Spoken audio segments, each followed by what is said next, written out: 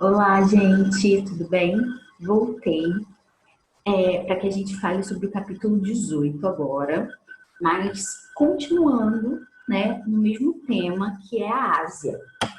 Capítulo 17, a gente falou sobre a regionalização do continente asiático, né? Por ser um continente muito grande em extensão territorial e com grandes diferenças econômicas, culturais, sociais, a gente divide em regiões para poder estudar ou entendê-lo melhor, não foi isso? E aí agora, no capítulo 18, a gente vai falar especificamente sobre o quadro natural, sobre as características de relevo, clima e vegetação, tá? É um módulozinho mais tranquilo, mais rápido, em que vocês devem valorizar as imagens, que as imagens são bem elucidativas, né? Ajudam bastante no entendimento, ok? Olha só. Ásia, quadro natural. Primeira coisa, gente, mais uma vez, o tamanho do continente asiático vai fazer com que ele tenha diferentes características, tá? O continente asiático apresenta grande extensão latitudinal, como eu já tinha dito para vocês. E essa extensão latitudinal, ou seja, no sentido norte-sul, faz com que o continente passe por diferentes latitudes. Quando ele passando por diferentes latitudes, ele sofre influência de forma diferenciada dos raios solares. Vocês aprendem isso no sexto ano, lembra? Os raios solares, eles incidem de forma diferente em cada latitude. Quanto mais próximo à linha do Equador, mais quente é, ou seja, a latitude zero, mais quente é. Quanto mais distante, latitude 90, tanto para norte quanto para sul, mais frio é. Isso, gente, por causa do ângulo, né, do formato esférico da Terra. Então, é ali próximo à linha do Equador, onde raios solares formam um ângulo reto de 90 graus. Então, eles incidem de forma mais direta, por isso sendo mais quente, né? E à medida com que a gente vai subindo, o formato esférico da Terra faz com que esses raios solares ganhem comprimento. Então, eles chegam de forma mais fraca, por isso é a região mais fria, tá? Então, se eu tenho um continente que é grande no sentido norte-sul, ele passa por diferentes latitudes, ele vai sofrer a influência diferente, vai sofrer de diferentes formas a intensidade dos raios solares, tá? E é isso que acontece no continente asiático. Por isso que a gente consegue ter uma grande diversidade climática e, consequentemente, uma grande diversidade vegetal. Vamos ver? Relevo. Primeiro, o relevo asiático, ele também é muito variado, assim como a vegetação, assim como o clima, tá? Olha só, é muito comum, toda vez que a gente ouve falar de Ásia, ouvir falar das cordilheiras, das grandes cordilheiras. Ok, tá certo, né? Realmente, a gente vai falar sobre isso a seguir. E o continente asiático, ele é muito lembrado pelas suas cordilheiras, porque ele tem as cordilheiras mais altas do mundo, né? Ele apresenta as 10 maiores montanhas do mundo. Então, ele realmente é muito conhecido por esse lado, mas ele tem uma grande variedade, tanto que eu coloquei aqui para vocês que ele tem o ponto mais alto do mundo, que é o Monte Everest, com seus 8.848 metros, mas ele também tem o ponto mais baixo do mundo, que é o Mar Morto, considerado a maior depressão, porque está a 392 metros abaixo do nível do mar. Então é muito interessante perceber essa variedade do relevo. A gente vai falar sobre os grandes planaltos, sobre as grandes montanhas, mas a gente vai falar também de importantes planícies, tá? Das planícies que são consideradas, digamos assim, mais importantes, mais diferenciadas dentro do continente asiático, são a planície siberiana e a planície da Indochina. A planície siberiana, ela é considerada importante e diferenciada pelo seu tamanho. É a mais extensa do continente, é uma planície muito grande, tá? Apesar de ser localizada em um clima extremo, em um clima polar, né? O próprio nome já diz onde ela se localiza, na Sibéria. E a planície da Indochina, ela já se destaca por outro quesito, pela sua qualidade. Ela é uma planície de uma região muito fértil, então muito propícia à agricultura. É a planície que abastece a agropecuária da região, tá? Eu falei para que vocês prestassem atenção nas imagens, porque elas ajudam bastante, né? É uma matéria física, a gente está falando sobre as questões naturais, então sempre relacionar com imagem é extremamente importante para poder conseguir fixar sempre que você ouvir falar sobre esses assuntos. Por exemplo, sobre a planície siberiana. Essa é a localização da planície siberiana no mapa. Ó, extremo norte do continente asiático, tá? Uma imagenzinha da planície siberiana. Esse aqui é o rio Chuya, na Rússia. Em um período de verão. Por que eu sei que é um período de verão, gente? Porque senão essa imagem aqui estaria coberta por neve, né? Devido ao clima. Já essa imagem aqui vai mostrar no mapa a localização da planície Indochina para vocês, ó, onde ela se localiza. Aquela que eu falei que é mais fértil, né, que abastece a agropecuária da região. A planície da Indochina, gente, ela também é conhecida como planície de Mekong.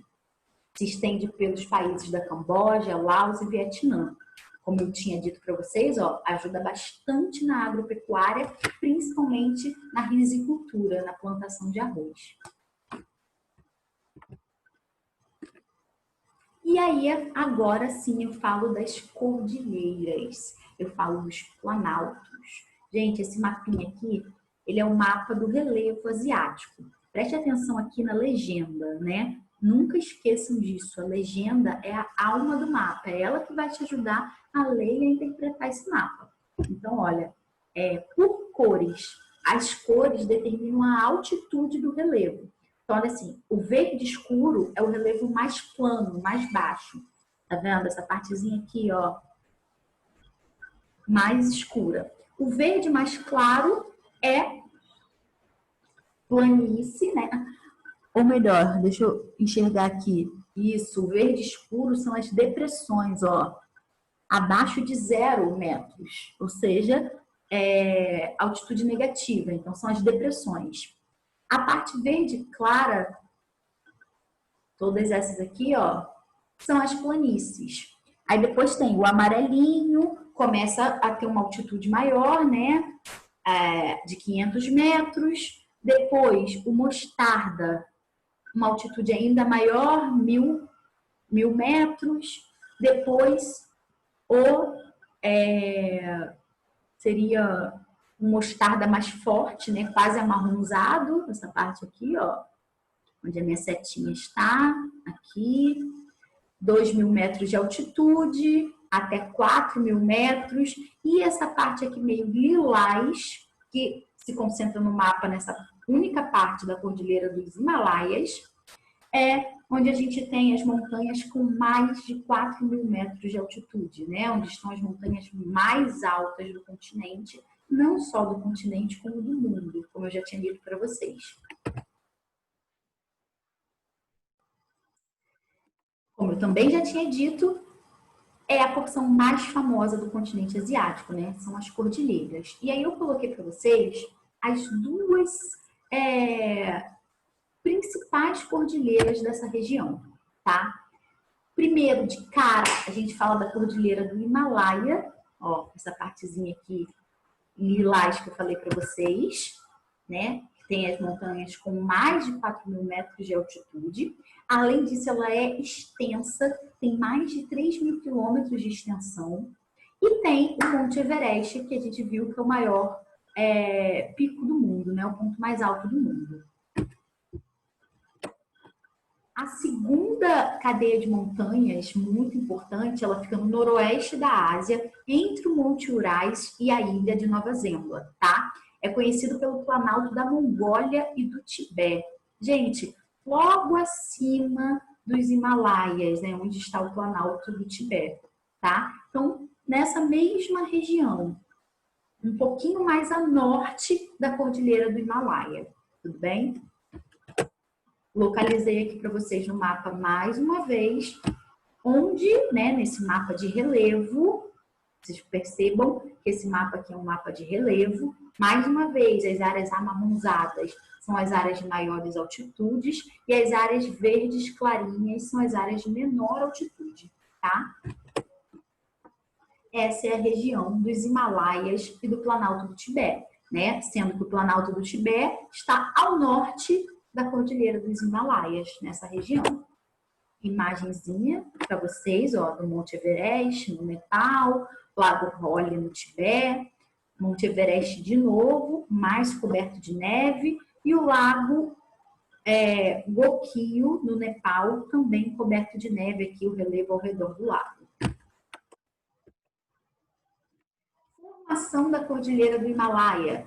Gente, como qualquer outra montanha, vocês já aprenderam isso mais uma vez no 6º ano, que morro é diferente de montanha. Vocês aprenderam que no Brasil, por exemplo, a gente não tem montanha. Por que a gente não tem montanha? A montanha, na verdade, é um dobramento moderno. Dobramento moderno são relevos relativamente recentes, muito altos e íngremes. Por que isso, gente? Porque eles são formados pelo choque de placas tectônicas. Eles são muito íngremes porque eles são novos, então eles sofreram pouco tempo de erosão na superfície terrestre, né? Diferente dos morros, que eles são mais baixos e mais arredondados, mais moldados, devido ao tempo que eles estão na natureza sofrendo erosão. Então, a Cordilheira do Himalaia, ela é um dobramento moderno. Se ela é um dobramento moderno, foi formado pelo choque de placas tectônicas. E por esse mesmo motivo é que a gente não tem dobramento moderno no Brasil. Porque o Brasil, lembra, ele está no centro da placa tectônica sul-americana. Então, a gente não consegue sentir grandemente os efeitos das bordas dessa placa. A gente está bem protegido ali no centro. Então, a gente não tem cadeias montanhosas formadas pelo choque de placas tectônicas. No caso da Cordilheira do Himalaia, ela é formada pela convergência de duas placas, que é a placa indiana e a placa euroasiática. Ó, Eurásia com a placa da Índia. Olha aqui a imagem representando para vocês o que acontece. A placa indiana, ela submerge e a placa euroasiática emerge, cresce, formando as cordilheiras. Monte Urais, gente, aula passada, né, no capítulo 17 e nos outros capítulos anteriores, quando a gente falou de Europa, eu já falei do Monte Urais. Por quê? Ele é uma cordilheira importante na Rússia por dividir a Europa da Ásia. A gente viu que, na verdade, o continente europeu e asiático formam uma única massa continental chamada de Eurásia, porque não há oceano dividindo esses dois continentes. O que divide, olha aqui nesse desenho menor, é o Monte Urais. Aqui também nesse desenho, ó, essa parte mais clarinha é a representação do Monte Urais, né, que divide esses dois continentes, que a gente estuda de forma separada devido às grandes diferenças que existem entre eles. Lembram? Sei que lembram. E aqui, como curiosidade, eu coloquei para vocês, eu falei que os 10 picos mais altos estavam no continente asiático, e eu coloquei para vocês quais são esses picos. Olha aqui, Monte Everest em primeiro lugar, Monte K2, e por aí vai, tá? Até o Annapurna 1. Gente, são todos com mais de 8.000 metros de altitude. São muito altos. O pico mais alto do Brasil, ele tem 2.000 e poucos metros de altitude. Olha a diferença. Muita coisa, né?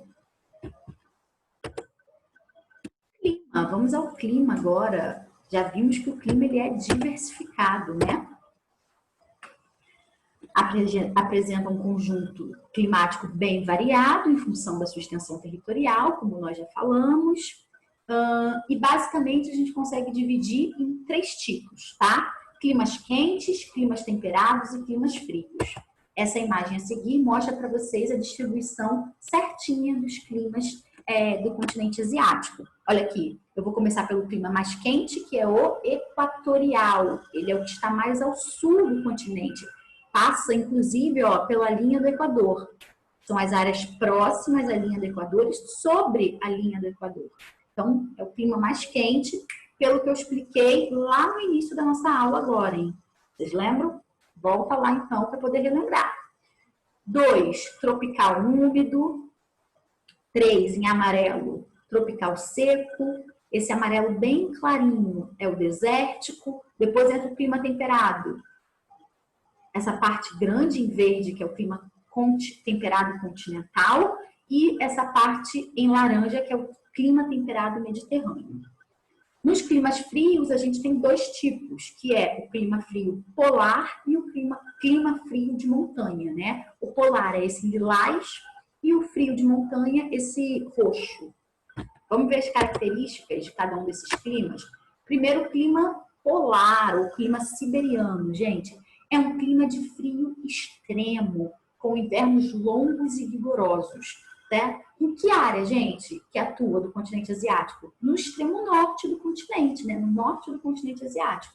Por ser um clima muito rigoroso, ele não favorece a biodiversidade, ele não favorece nem a ocupação humana, inclusive, tá? Por ser muito frio. E o clima frio de montanha, gente? O clima frio de montanha, como o próprio nome já diz, ele é característico das áreas de montanhas, das áreas de grande altitude.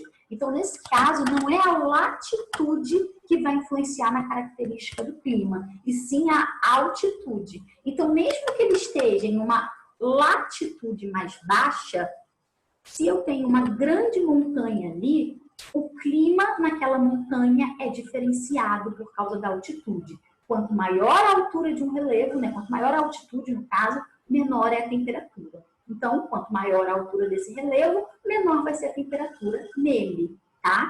Então, é uma área de baixas temperaturas que normalmente possui um fenômeno chamado de neves eternas, que é aquela neve constante no topo das montanhas devido a essa baixa temperatura em grande altitude.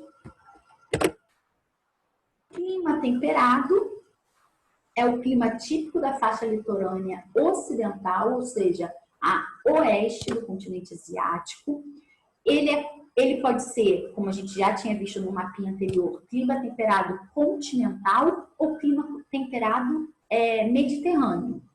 O clima temperado, gente, ele tem verões quentes e ele tem invernos suaves, né? Nada muito extremo. Na verdade, a gente caracteriza o clima temperado por ter 4 estações bem definidas. É aquele inverno que é frio, é aquele verão que é quente, e a gente consegue identificar muito bem a primavera e o outono, né? Que é quando a natureza se prepara para o frio. Então, a gente consegue ter neve no inverno, mas a gente consegue ter um verão muito quente, diferente da nossa realidade aqui no Brasil, né? E qual a diferença do clima temperado continental para o clima temperado mediterrâneo? O clima temperado mediterrâneo, gente, é aquele próximo à região do mar Mediterrâneo, ele tem a diferença de que os verões são secos, enquanto os invernos são úmidos, enquanto as chuvas se concentram no inverno, e já no clima temperado continental é o oposto, é o que acontece na maior parte dos outros climas, né? O verão é que é úmido e o inverno é que é seco. Lembrem-se disso, tá? O único clima em que chove mais no inverno é o clima mediterrâneo. Ok? Continuando. Clima desértico, gente. Clima desértico é aquele clima com baixa pluviosidade, de regiões com baixa pluviosidade, com baixa umidade, tá? Não é se é quente ou frio, presta atenção nisso, tá? Porque, lembra, a amplitude térmica é muito grande dentro do clima desértico, então de dia faz muito calor, de noite faz muito frio. Então a gente não leva em consideração a temperatura para falar de clima desértico. A gente leva em consideração a baixa pluviosidade, sem falar da altitude. Se for um clima desértico em altitude, a altitude vai fazer com que seja frio em algumas épocas, principalmente no inverno, tá? Foi o que eu coloquei aqui para vocês, ó. O clima desértico na região asiática, ele começa no Mar Vermelho e vai até a Mongólia. Os desertos ocidentais são os que possuem menores altitudes, então são quentes o ano inteiro, né? Já os desertos de médias a altas latitudes, localizados nas médias altitudes e que possuem uma altura maior, né? Uma maior altitude, ele tem um inverno frio, né? Com cristais de gelo, com precipitação de neve, tá? E verão também quente. Clima equatorial é aquele clima mais quente, é o clima mais quente que existe na Terra, porque é da região próxima à linha do Equador. Então, ele tem uma temperatura elevada o ano inteiro e ele é úmido, né? A pluviosidade também é alta durante o ano inteiro. Essa chuva é bem distribuída, não existe um período único. Ah, somente no verão, não. Quente e úmido o ano inteiro. E, por fim, ele não está em azul à toa, né? Ele não está diferente dos demais à toa. É para chamar atenção mesmo para o clima de monções. Por que eu quero chamar atenção? Porque o clima de monções só acontece na Ásia, no sul e sudeste asiático, em nenhum outro lugar mais do planeta. Né? Vocês sabem que os outros climas, eles se redistribuem pelo mundo. A gente tem clima equatorial aqui no Brasil, né? A gente tem clima temperado na Europa, na América do Norte, enfim. O clima de monções não, ele é só da Ásia, tá? O que é o clima de monções? É um clima característico pela grande quantidade de chuva nos meses de verão.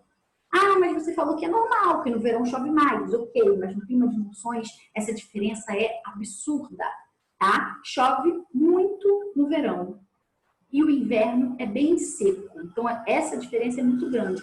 E tem explicação para isso. Olha aqui nos slides a seguir. Essa é a região asiática. No inverno, depois no verão. O que acontece no inverno, gente? O vento sopra do continente para o oceano. Então, ele traz o vento seco e frio das cordilheiras. Olha aqui, das cordilheiras do Himalaia.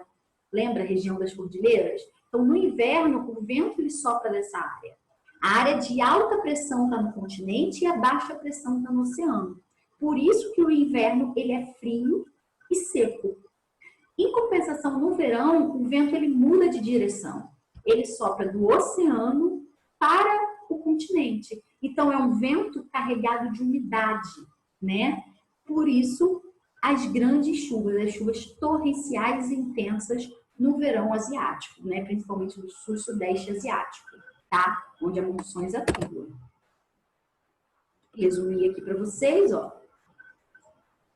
Monções de verão quentes e úmidas, monções de inverno frias e secas. Afetam principalmente países como a Índia e o Paquistão. Gente, é muito comum. Pode ver que no jornal, na época de verão na Índia, né, na época de verão né, nesses países, vai ter alguma notícia de alagamentos, de cidades devastadas, pessoas que perderam tudo, plantações que foram alagadas por causa dessas chuvas muito fortes. Vegetação agora. Gente, vegetação, minha frasezinha clássica, que quem é meu aluno conhece, a vegetação é o espelho do clima. Então, a vegetação ela vai ser característica de cada clima. Se eu tenho um clima quente, eu vou ter uma vegetação específica. Se eu tenho um clima frio, eu vou ter uma vegetação específica, tá? Ela sempre vai variar de acordo com o clima. Então, eu resumi aqui para vocês, ó. Quais os principais tipos de vegetação que existem no continente asiático? Tundra, taiga, estepe, floresta tropical e também uma pequena parte de savana. Relembrando um pouquinho a característica de cada uma dessas vegetações que vocês já viram, né? Porque elas não mudam as suas características. Se eu tenho tundra e taiga no continente europeu, a característica é a mesma, tá? Então, vamos lá só para relembrar. Tundra, caracterizada por gramíneas e líquens e musgos, aquela vegetação muito rasteira, né? Que só aparece no verão, no inverno ela está coberta por neve o tempo inteiro, característica das regiões de clima polar, regiões bem frias. Aí depois vem a taiga, característica de um clima mais temperado, é aquela floresta de coníferas, lembra? Os famosos pinheiros, as árvores de Natal, que se adaptam muito bem a esse clima temperado, consegue sobreviver a um verão mais quente e a um inverno mais frio. Depois, as estepes também é uma vegetação de clima temperado, né? A estepe é uma vegetação de gramínea e de poucos arbustos, ou seja, uma vegetação baixa, com pouca biodiversidade, então é uma grama, né? Mais alta, quando eu falo gramínea, bem mais alta do que a tundra, né? Tanto que a gente chega a ter pequenos arbustos. Florestas tropicais e savanas já são uma vegetação de clima mais quente, né? As florestas tropicais são aquelas marcadas por alta temperatura e alta pluviosidade, né? Característica ali daquela região de clima equatorial, né? Equatorial, tropical. É uma vegetação com grande biodiversidade, de mata fechada e com grande biodiversidade. E a gente tem também uma pequena área de savana. A savana é aquela vegetação que aqui no Brasil a gente chama de cerrado, que é composta por todos os estratos, ou seja, tem gramínea, tem arbusto e tem árvores, só que de forma espaçada. Não é uma floresta densa como a floresta tropical. É uma floresta espaçada. A gente tem uma árvore aqui, outra lá, um arbusto aqui, outro lá. O que predomina são as gramíneas, tá? E a gente vai falar da hidrografia. Ops, não foi? Da hidrografia do continente asiático. O continente asiático possui uma grande diversidade hidrográfica também e lagos com diferentes utilidades. Navegação, geração de energia hidrelétrica. Coloquei aqui para vocês os principais lagos do norte da Ásia, da parte central da Ásia. Norte da Ásia, rios Lena e Colimar. Parte central, rios Amarelo e Azul, onde a gente tem uma importância muito grande nesse último, tá? No Rio Azul é onde está localizada a maior usina hidrelétrica do mundo, que é a usina das Três Gargantas. Quando eu falo em maior, eu estou falando, né, tanto em tamanho quanto em produtividade. E na região do Oriente Médio, os principais rios são os rios Tigre e Eufrates. Na Índia, gente, a gente tem um rio também, né, que é sul da Ásia, região sul da Ásia, na Índia, a gente tem o rio mais famoso, que é o rio Ganges. Ele é famoso porque ele serve para tudo lá. Além de ele fornecer água, ele é considerado sagrado para o hinduísmo, que é a religião predominante na Índia, né? Então, ele serve para muita coisa. Ele serve para abastecer agropecuária, ele serve para o consumo e ele serve para cerimônias religiosas. Só tem um problema enorme. O rio Ganges é um dos mais poluídos da atualidade. Gente, imagina um rio tão importante. Olha a imagem do rio Ganges. Um rio tão importante para o sul asiático, né, para a região da Índia, importante economicamente, importante religiosamente e com toda essa poluição, extremamente poluído. É um rio muito famoso, né, tipo, por ter cerimônias religiosas, é um rio que às vezes você encontra até cadáveres, porque os corpos vão lá para fazer uma cerimônia, os corpos vão, é ótimo, né? As pessoas levam os corpos para fazer uma cerimônia de limpeza, de purificação e etc. E é o mesmo rio onde as pessoas em vida também estão ali, onde as pessoas pegam água para se alimentar, para cozinhar. Sim. E no meio de toda essa poluição. Extremamente triste isso, galera. Mas é a realidade do mundo. A acabamos as nossas características naturais do continente asiático. Espero que vocês tenham entendido direitinho, tá? Não entendeu? Volta, pesquisa, olhem as imagens, como eu falei para vocês, pega a apostila, estuda junto, tá bom? A gente se vê no próximo capítulo. Beijinhos. Obrigada. Até, gente. Bye, bye.